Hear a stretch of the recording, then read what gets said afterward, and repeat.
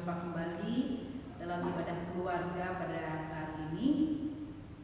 Dan saya mendoakan Bapak Ibu, saudara-saudara, oma opa sekalian, dan juga anak-anak yang ada di rumah dalam kondisi yang sehat, dilindungi dan diberkati oleh Tuhan. Pada saat ini kita akan bersama-sama membaca dan merenungkan firman Tuhan. Mari kita mempersiapkan hati dan pikiran kita bersatu dalam doa. Allah yang Maha Kuasa, mari Tuhan Engkau kuasai kami dengan Roh Kudus-Mu, agar firman-Mu yang kami baca dan renungkan pada saat ini menjadi bagian kehidupan kami, dan iman kami diperteguh, serta kami terus memancarkan kehendak Tuhan. Berfirmanlah ya Tuhan, di dalam nama Tuhan Yesus Kristus kami siap mendengarkan firman-Mu. Amin. Mari kita mempersiapkan bacaan Alkitab dari surat Ibrani pasal 12 ayatnya yang ke-12 sampai ayatnya yang ke-17. Ibrani pasal 12 ayatnya yang ke-12 sampai ayatnya yang ke-17 yang menyatakan, sebab itu kuatkanlah tangan yang lemah dan lutut yang goyah, dan luruskanlah jalan bagi kakimu, sehingga yang pincang jangan terpelecok tetapi menjadi sembuh. Berusahalah hidup damai dengan semua orang, dan kejarlah kekudusan, sebab tanpa kekudusan tidak seorang pun akan melihat Tuhan. Jagalah supaya jangan ada seorang pun menjauhkan diri dari kasih karunia Allah, agar jangan tumbuh akar yang pahit, yang menimbulkan kerusuhan dan yang mencemarkan banyak orang. Janganlah ada orang yang menjadi cabul atau yang mempunyai nafsu yang rendah seperti Esau, yang menjual hak kesulungannya untuk sepiring makanan. Sebab kamu tahu bahwa kemudian ketika ia hendak menerima berkat itu, ia ditolak, sebab ia tidak beroleh kesempatan untuk memperbaiki kesalahannya, sekalipun ia mencarinya dengan mencucurkan air mata. Demikianlah pembacaan Alkitab. Yang berbahagia adalah setiap orang yang mendengarkan dan melakukan firman Tuhan dalam kehidupan setiap saat. Terpujilah Tuhan Yesus. Haleluya.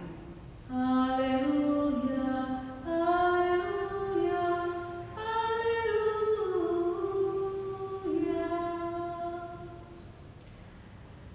Oma opa, ibu bapak, saudara-saudara yang dikasihi dalam Yesus Kristus, dalam pengalaman kehidupan kita, saat kita terus-menerus digempur, saat kita terus-menerus harus menghadapi berbagai tantangan,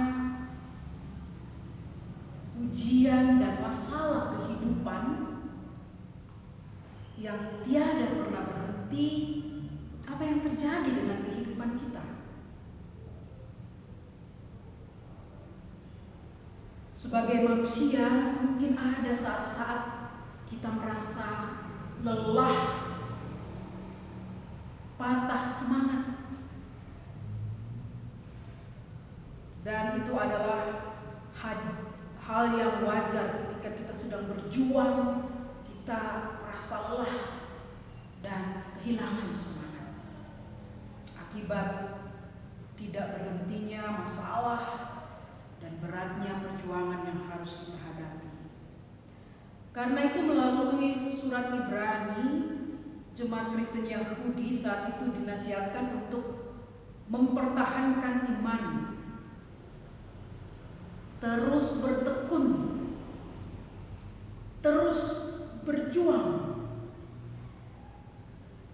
menuju tujuan hidup yang Allah tetapkan bagi mereka. Sementara mereka mempertahankan iman, mereka bertekun, mereka berjuang, mereka juga dinasihatkan untuk tetap mewujudkan mewujudkan atau memancarkan kehidupan Kristen yang benar di tengah kehidupan bersama-sama dengan orang-orang yang lain. Dalam pembacaan kita hari ini ada 5 hal yang harus diwujudkan secara konkret oleh orang Kristen Yahudi pada saat itu dan juga bagi kita orang Kristen pada saat ini. Yang pertama adalah menguatkan tangan yang lemah dan lutut yang goyah. Adalah hal yang wajar ketika kita menghadapi bermacam pergumulan secara terus-menerus. Kita menjadi lemah dan kita menjadi goyah. Terus-menerus berjuang pasti akan menimbulkan kelelahan.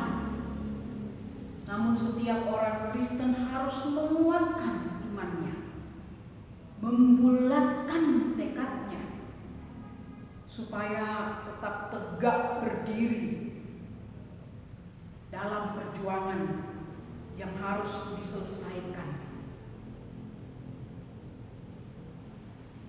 Beriman berarti seperti sedang melalui perlombaan dari awal sampai akhir. Mungkin kita terjatuh, mungkin kaki kita keseleo dan hambatan-hambatan lainnya, tetapi perlombaan iman itu harus kita selesaikan. Kita harus terus berjalan, kita harus terus berlari, kita harus terus berjuang ke depan untuk mencapai tujuan yang dikehendaki oleh Allah. Jadi saat lemah, saat goyah, kuatkanlah iman kita, baik untuk diri kita sendiri ataupun untuk saudara-saudara seiman, sesama kita yang juga sedang mengalami perjuangan hidup yang berat. Yang kedua, hidup damai dengan semua orang. Orang Kristen diminta untuk menjaga diri agar jangan menghancurkan kehidupan yang damai, agar jangan menghancurkan relasi atau hubungan yang harmonis, yang rukun dengan sesama manusia. Justru orang Kristen harus yang lebih dahulu memiliki inisiatif, memiliki tekad, memiliki komitmen, memiliki keinginan untuk hidup damai dengan semua orang. Roma 12 ayat 8 menyatakan, sedapat-dapatnya kalau hal itu bergantung kepadamu, hiduplah dalam perdamaian dengan semua orang.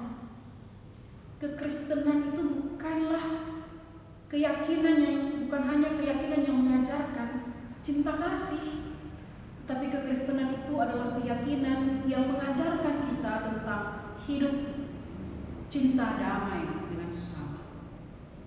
Dan yang ketiga adalah mengejar kekudusan. Allah menghendaki umatnya untuk hidup kudus. Israel dipilih dari antara bangsa-bangsa, dipisahkan dari antara bangsa-bangsa, diberikan hukum Tuhan supaya mereka memiliki kehidupan yang berbeda, gaya hidup yang berbeda dengan bangsa-bangsa yang lain yang ada di sekitar mereka. Kita juga demikian. Di dalam 1 Petrus 1 ayat 15 sampai 19 kita dinasihatkan untuk hidup kudus karena Allah sudah menguduskan kita di dalam Kristus. Kita sudah ditebus dari hidup kita yang sia-sia, dari manusia lama menjadi manusia yang baru. Hidup kudus yang dimaksudkan adalah hidup yang penuh ketaatan kepada kehendak Allah, hidup yang mencerminkan kehendak Tuhan. Jadi bukan hidup yang dikuasai oleh hawa nafsu. Yang keempat, jangan menjauhkan diri dari kasih karunia Allah.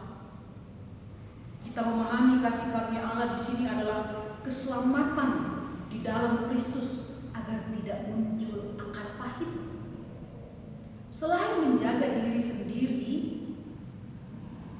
untuk tetap mempertahankan keselamatan, anugerah keselamatan yang kita sudah terima dari Tuhan di dalam Kristus, orang Kristen juga berusaha untuk menolong saudara seiman agar tetap mempertahankan keselamatan itu.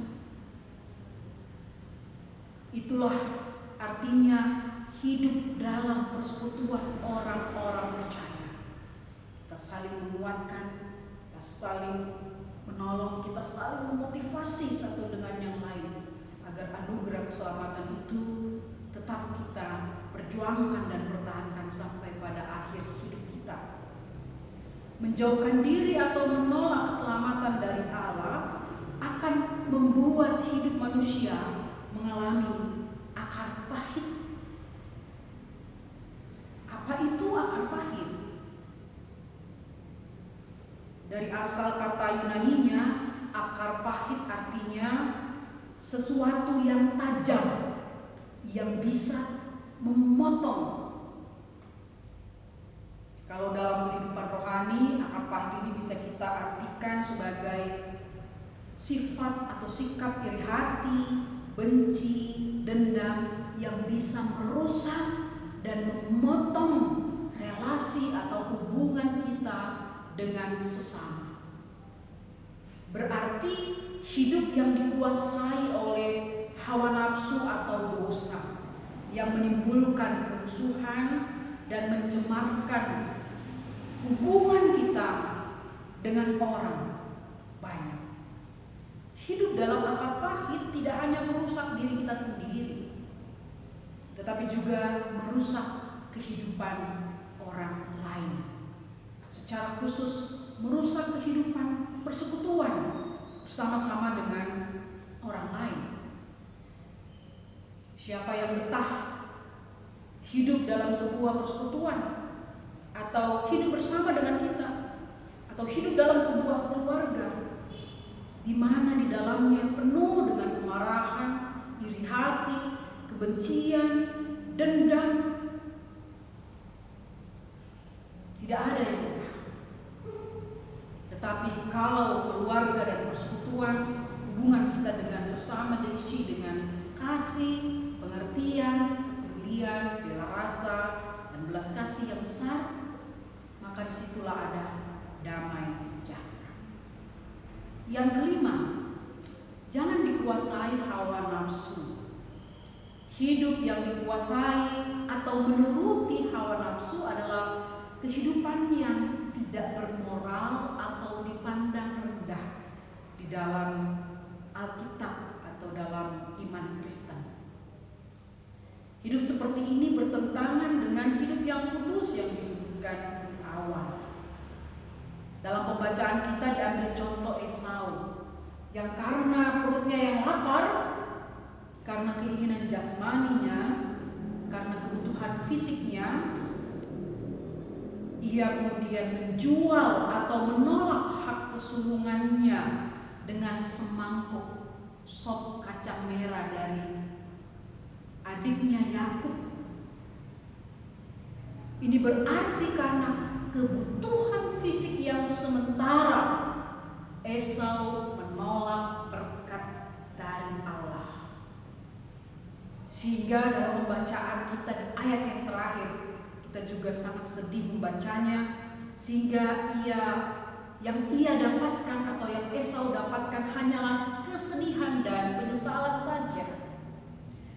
Ayat 17 katakan begini, sebab kamu tahu bahwa kemudian ketika ia hendak menerima berkat itu, ia ditolak. Sebab ia tidak beroleh kesempatan untuk memperbaiki kesalahannya sekalipun ia mencarinya dengan mencucurkan air matanya. Kalau saudara-saudara baca dalam Kejadian pasal 27 ayat 30 sampai 40, betapa sedih dan menyesalnya Esau. Bahkan dia merengek-rengek kepada ayahnya Ishak untuk meminta berkat itu. Tapi sudah tidak ada kesempatan lagi. Sudah tidak ada berkat itu lagi. Tidak ada kesempatan bagi Esau untuk memperbaiki kesalahannya supaya dia memperoleh berkat dari Allah yang telah ditolaknya itu. Ini juga mengingatkan kita jangan menolak keselamatan, jangan melupakan, mengabaikan, jangan membuang keselamatan yang Tuhan sudah berikan kepada kita. Jangan menolak kehidupan yang hal itu, karena hidup kita hanya akan berakhir pada kesedihan, penyesalan, dan kebinasaan. Keluarga yang diberkati oleh Tuhan Yesus, sebagai orang Kristen kita bersyukur kepada Allah karena kita telah menerima anugerah keselamatan di dalam Kristus. Ungkapan syukur ini kita wujudkan dengan mempersembahkan kehidupan yang benar kepada Tuhan. Kita terus beriman, kita mau menolong sesama agar tetap kuat di dalam imannya. Kita mengusahakan kedamaian, hidup bersama dengan sesama. Kita terus menjaga kekudusan hidup. Jangan sampai kita dikuasai oleh hawa nafsu kita. Jangan sampai kita hidup dalam kepahitan atau dalam akar pahit. Sebagai orang Kristen, umat yang telah diselamatkan dan dikuduskan oleh Allah, kita diminta untuk memancarkan teladan di tengah-tengah kehidupan kita. Walaupun kita menghadapi pergumulan, walaupun kita menghadapi penderitaan. Kita mungkin terkadang merasa, aduh, saya kan sudah susah. Kenapa harus dipersulit lagi sih? Dengan harus melakukan ini dan itu. Inilah keistimewaan beriman kepada Kristus, bahwa memang kita sudah diselamatkan. Inilah istimewanya hidup sebagai orang Kristen. Memang anugerah keselamatan itu telah diberikan oleh Tuhan kepada kita di dalam Kristus, tetapi mempertahankan dan mewujudkan keselamatan itu harus kita nampakkan dalam kehidupan setiap saat. Injil Matius pasal 5 ayat 13 sampai 16 mengingatkan kita bahwa kita adalah garam dan terang dunia yang mengubah dunia ini, yang memancarkan terang. Ayatnya yang ke-16 dari Matius 5 menyatakan, demikianlah hendaknya terangmu bercahaya di depan orang, supaya mereka melihat perbuatanmu yang baik dan memuliakan Bapamu yang di surga. Supaya orang melihat bagaimana kita menolong mereka yang lemah. Supaya orang melihat bagaimana kita hidup damai dengan semua orang. Supaya orang melihat bagaimana kekudusan kehidupan kita. Supaya orang melihat bahwa kita setia sampai akhir hidup kita apapun yang terjadi. Supaya orang melihat tidak ada iri hati dalam hidup kita, tidak ada kebencian, tidak ada dendam. Yang ada hanyalah cinta kasih dan cinta damai. Dan inilah tugas kita sebagai orang percaya, orang Kristen, untuk terus menghadirkan kebaikan-kebaikan Tuhan, menyatakan firman-Nya di dalam perbuatan-perbuatan yang memuliakan Dia. Kiranya Roh Kudus menolong kita untuk melakukan firman Tuhan pada saat ini. Saudara-saudara yang dikasihi dalam Yesus Kristus, jika memungkinkan, diharapkan bagi keluarga di rumah masing-masing untuk mendiskusikan firman Tuhan hari ini, ada 3 pertanyaan.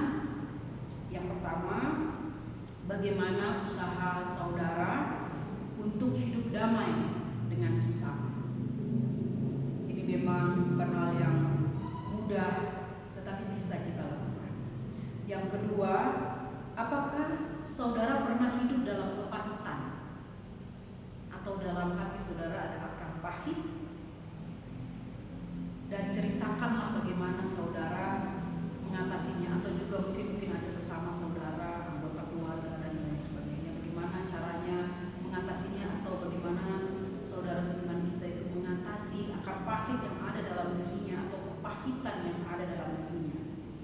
Yang ketiga, bagaimana saudara mengalahkan hawa nafsu untuk hidup kudus di dalam Tuhan. Demikianlah ketiga pertanyaan. Selamat berdiskusi. Tuhan Yesus memberkati. Saudara-saudara kekasih dalam Yesus Kristus, marilah kita bersatu dalam doa. Kita berdoa. Kepadamu Bapa, kami bersyukur atas keselamatan yang Engkau karuniakan di dalam Kristus. Kami berterima kasih atas anugerah Tuhan, dan kami mengimani bahwa Tuhan telah menyiapkan kehidupan kekal, anugerah yang sungguh luar biasa bagi kami, dan oleh karena itu sudah sewajarnya sebagai umat yang telah Engkau selamatkan, kami hidup di dalam iman yang benar untuk melakukan firman Tuhan.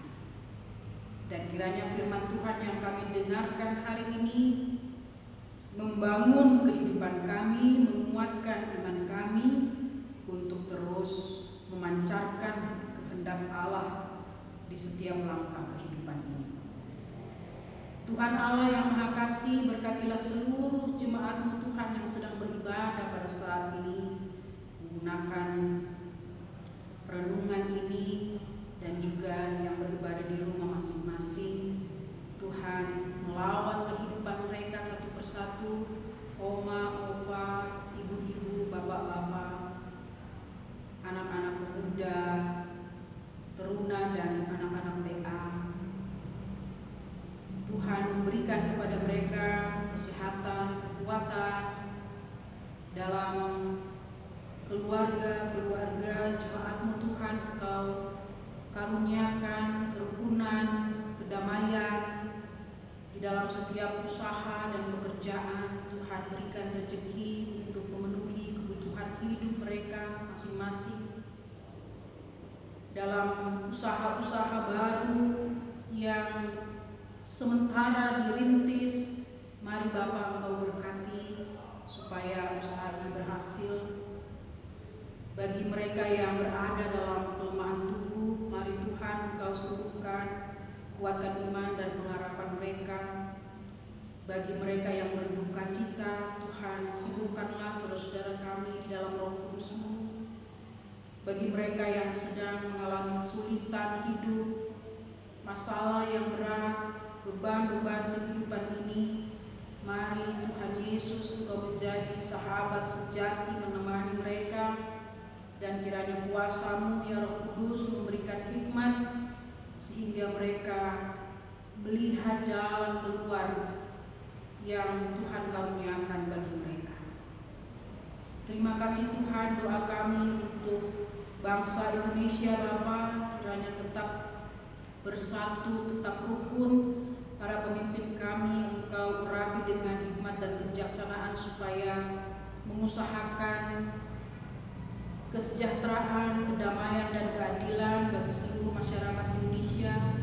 Seluruh masyarakat Indonesia Engkau berikan kepatuhan dan ketaatan untuk mendukung pemerintah yang ada, dan secara khusus kepatuhan kami untuk melakukan protokol kesehatan, pengadaan vaksin COVID-19. Kami terus doakan persiapan-persiapan yang sedang dilakukan oleh pemerintah biarlah boleh berjalan dengan baik, supaya vaksin COVID-19 ini boleh hadir di tengah-tengah kehidupan kami, dipakai oleh seluruh masyarakat untuk mengatasi krisis kesehatan yang sedang terjadi.